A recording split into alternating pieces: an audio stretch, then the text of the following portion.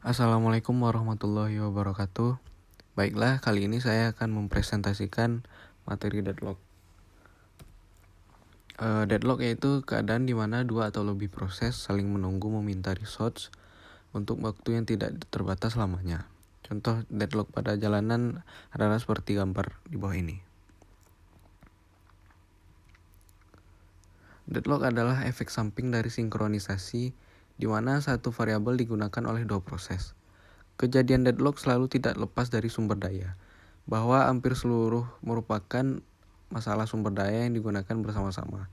Oleh karena itu, kita juga perlu tahu tentang jenis sumber daya, yaitu sumber daya dapat digunakan lagi berulang-ulang dan sumber daya yang dapat digunakan dan habis dipakai, atau dapat dikatakan sumber daya sekali pakai.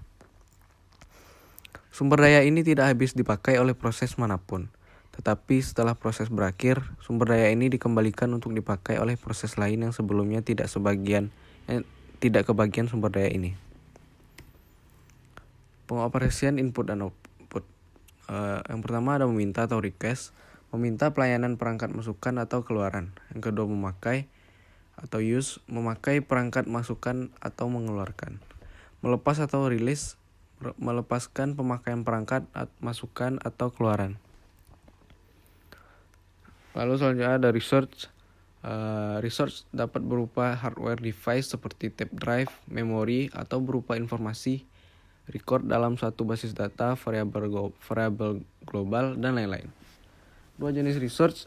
Yang pertama ada resource printable, adalah resource yang dapat diambil atau dilepas dari proses yang sedang memakainya tanpa memberi efek apapun pada proses tersebut.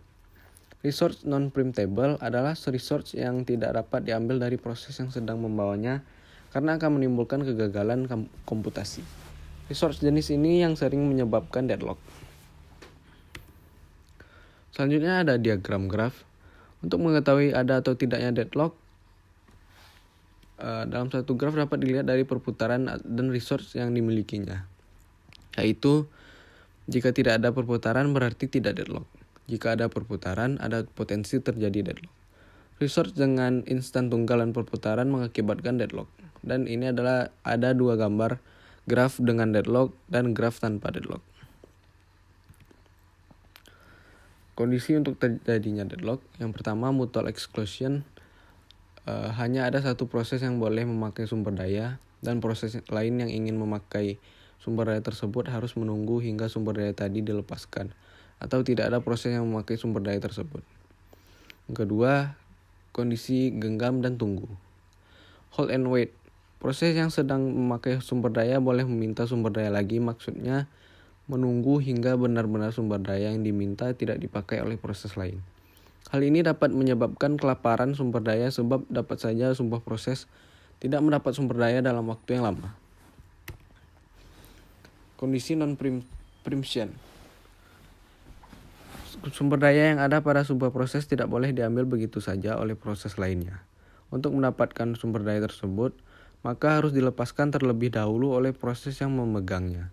Selain itu, seluruh proses menunggu dan mempersilahkan hanya proses yang memiliki sumber daya yang boleh berjalan. Yang terakhir, kondisi menunggu secara sirkular. Kondisi seperti rantai, yaitu sebuah proses membutuhkan sumber daya yang dipegang oleh proses berikutnya. Selanjutnya ada metode mengatasi deadlock. Yang pertama, mengabaikan masalah deadlock. Yang kedua, mendeteksi dan memperbaiki. Yang ketiga, menghindari deadlock atau avoidance. Yang keempat, pencegahan deadlock atau prevention. Oke, sekian presentasi kali ini. Terima kasih. Assalamualaikum warahmatullahi wabarakatuh.